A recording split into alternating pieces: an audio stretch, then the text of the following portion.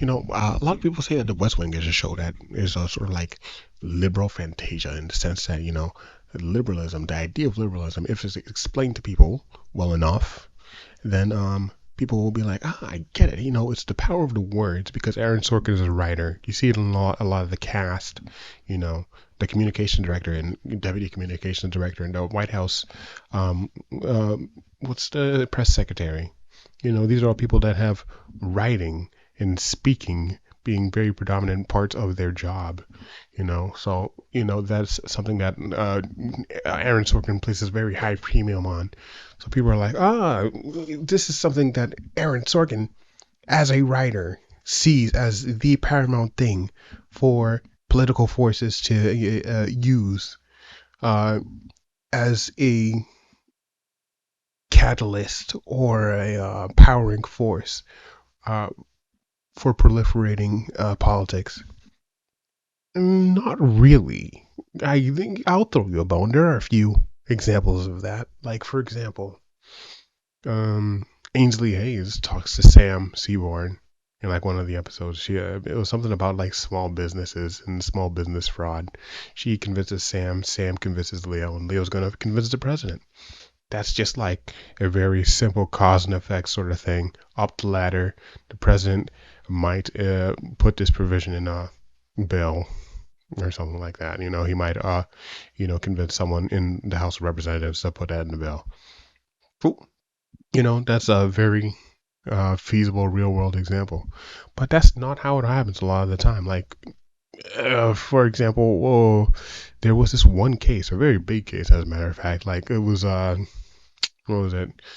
There was a vacancy in the Supreme Court, and then there was this one fantastic, uh, person, or one fantastic judge who was, a possibility for filling that vacancy. I think she was played by Glenn Close.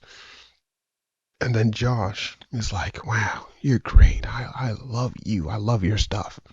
Yeah. Is there anything that, upon vetting might come up such that, it might look bad upon you?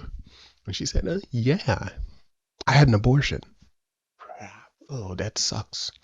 Now, if the West Wing is what people who the detractors say the West Wing is, what would happen is President Bartlett would say, screw that, fuck that. She's smart and she's capable.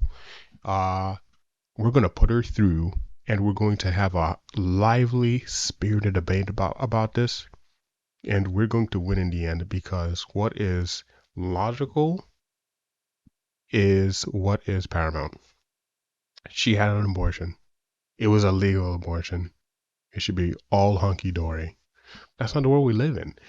Uh, Conservative news cycles would make hay out of her immediately, and that would use up all of President Bartlett's political capital for probably the rest of his term. He would be the guy who put out an abortion lady on the Supreme Court. That would be his legacy. You know. So what happens in reality in the actual show is that Bartlett's like, he has a very private moment where he, has a righteous indignation to the fact that this is the reality of the world, and he's just like put her on the short list. And that's the least we can do. So putting him on the short list is just like a sort of a what's the word I'm looking for? Indication that these are pretty cool guys, but it's not any real indication that this is someone who is seriously up, for filling that vacancy, and that's more where the West Wing lives in that sort of. Here's the long and short of it.